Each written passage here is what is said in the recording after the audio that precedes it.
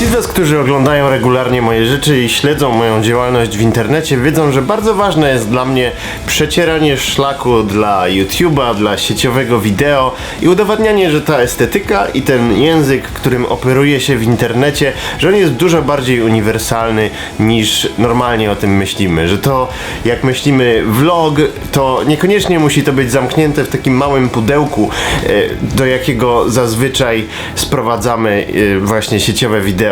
To jest zagmatwany wstęp, ale to, o czym tutaj powiem, to jest coś... Jedziemy na Igrzyska Olimpijskie.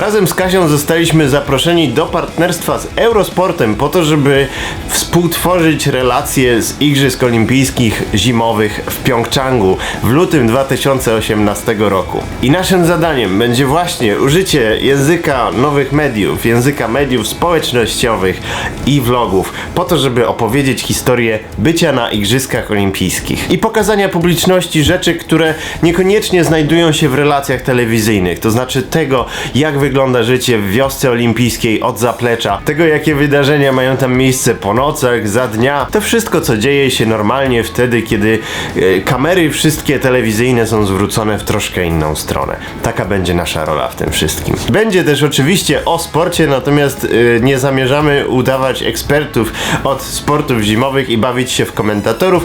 To zostawimy oczywiście innym redaktorom Eurosportu w czasie igrzysk, ale postaramy się zaprosić polskich olimpijczyków do tego, żeby również i u nas się pokazali i coś powiedzieli. Ta szansa to jest niesamowity zaszczyt i mnie ogromnie cieszy, że coś takiego w ogóle ma miejsce, w sensie, że twórca internetowy dostaje taką możliwość i mówimy tutaj o naprawdę jednej z pierwszych takich sytuacji na świecie i w ogóle z tego, co się orientuję, to nawet na tegorocznych zimowych Igrzyskach Olimpijskich jest to bardzo niezwykła i unikalna sytuacja w skali świata. Bardzo się cieszę, że to się wydarzyło i jeszcze bardziej się cieszę, że akurat ten zaszczyt przypada mnie. I mam nadzieję dać z siebie wszystko, żebyśmy wszyscy zobaczyli Igrzyska Olimpijskie od troszkę innej strony niż normalnie. Spędzimy tam w Pjongczangu prawie cały miesiąc, luty 2018 roku. Lecimy tam na początku lutego i będziemy do końca Igrzysk Olimpijskich i w miarę tego, jak impreza będzie się rozwijać przez kolejne dyscypliny sportowe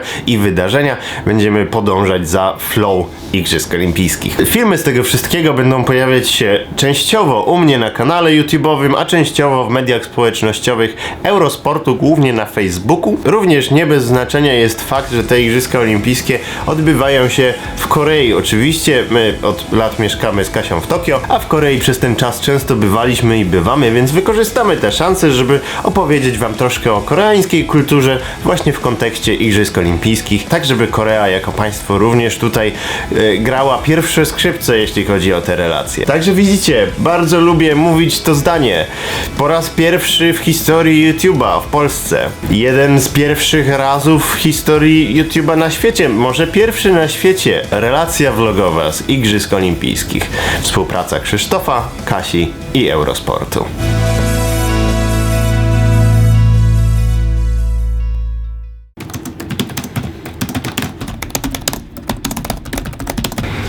Wreszcie mogę sobie odprężyć się, w sensie.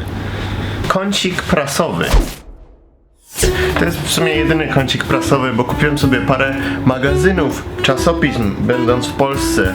Dużo czytania jest w czasopiśmie. Zajawiłem się na czasopisma. O czym ja mówię?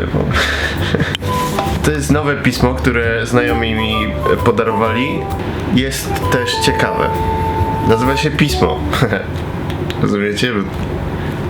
Mam taki mały zwyczaj, do którego się nie przyznawałem nigdy. Kupuję wszystkie najbardziej skrajne media, ilekroć jestem w Polsce. Więc przeczytałem od deski do deski wszystkie takie najbardziej skrajnie lewackie i skrajnie prawicowe magazyny, tygodniki opinii. To jest dla mnie research, to zapytaj beczkę. Szczególnie zapamiętałem w jednym czasopiśmie był artykuł o nowych Gwiezdnych Wojnach, Ostatnim Jedi, który zaczynał się od słów Murzyn i Azjatka.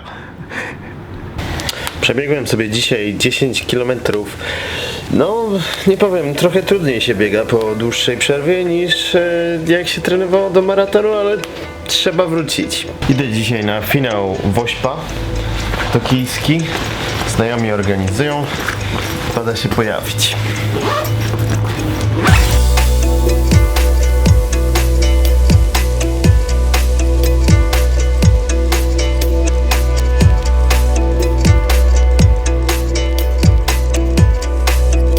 Zdecydowanie za dobrze się ostatnio bawię z kamerą. Pomyślałem, że pójdę sobie jeszcze zobaczyć taki sklep z używanymi kamerami, bo Konrad mnie ostatnio zajawił na temat takich vintage obiektywów. Kolejna szufladka w życiu do opanowania. Nic tu ciekawego nie było, ale muszę poszperać w takich sklepach. No w sumie w Tokio to jest chyba najlepiej na świecie w takich tematach, więc grzech nie spróbować.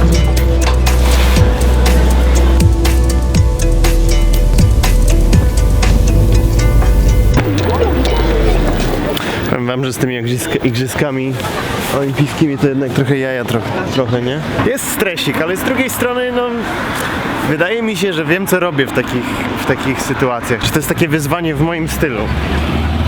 W sumie co, no mam po prostu robić tam to, co umiem robić, czyli pojechać, nakręcić, opowiedzieć jak jest i zajebiście mieć dostęp do czegoś takiego. To jest tak niezwykle, jakby no nie da się tego załatwić.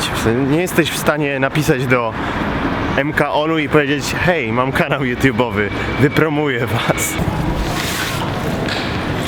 Czy was już nudzą te ujęcia takie z jakimś światełkiem z boku kolorowym? Bo mnie nie. Ostatnio w ogóle parę ludzi zaczęło wrzucać tego typu zdjęcia na Instagrama z hashtagiem Kagonciarz, więc rozumiem, że trendujemy tutaj z taką stykrową. I muszę wam w ogóle w obliczu tego wszystkiego przyznać, że to jest ten moment, w którym to jest chyba w mojej takiej no karierze medialnej ten moment. W sensie najbardziej czuję, że sprawy są epickie w tym momencie. Jest z jednej strony Netflix, z drugiej strony Eurosport. Mógłbym się tak zatrzymać i sobie pomyśleć: ciężka robota, ale było warto.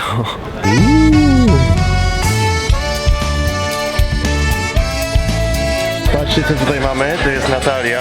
Tak, cześć. Natalia napisała książkę po japońsku o polskim hip-hopie. Tak, i nie tylko, tak. I nie tylko polskim.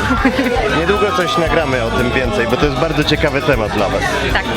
Ostatnia szansa, żeby kupić pierożka renifera jest na aukcji w Tokio, więc jeśli was tu nie ma, to sorry, ale już nie kupicie, bo już nie ma ani jednego na aukcji. Jedyna szansa zjeść sobie w Japonii zapiekankę. Myślałem sobie, że jak byłem w Polsce, to nie zjadłem zapiekanki, co za debil ze mnie.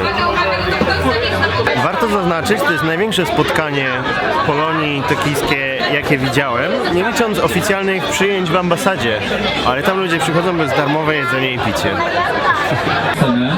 Patrzcie, ile ludzi. Mamy tu wolontariuszkę. Już dobrze wam znaną. Jak ci się podobały komentarze użytkowników pod biurem? No, to jest miłe. Tak, bardzo. Więc miłe komentarze, więc dziękujemy. Dziękujemy. 1000 jenów. 3000, gdzie 6000 po raz trzeci. Sprzedane. Dziękujemy. Brawo. Pierożek poszedł za 8000.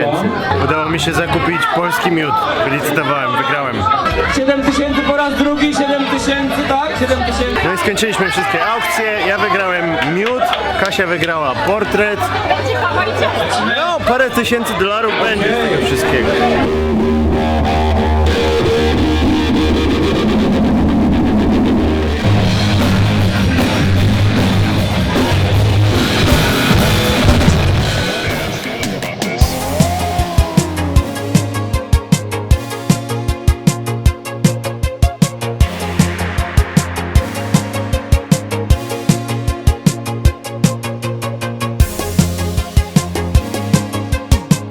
Mieliśmy koncert, było bardzo duże spotkanie Polonii japońskiej.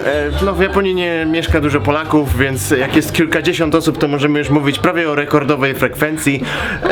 I też są tutaj Japończycy, tacy jak Yumeko, którzy jakoś tam z Polską są związani. Tak, bardzo się cieszę, że tutaj mogę być dzisiaj z wami. I jak Ci się podoba Wielka Orkiestra O, Świątecznej bardzo mi się Pomocy w ogóle? podoba, cała przyjemna atmosfera i też dużo się dzieje, w ogóle taka energia. Dziękujemy bardzo. Dziękujemy, pa! Pa, pa. Co to za wiejska baba? Babcia Kasia. Co ty sprzedajesz jakieś... Trzecia Kasia. Można jakieś jajka u pani kupić? Trzecia Kasia z Ameryki.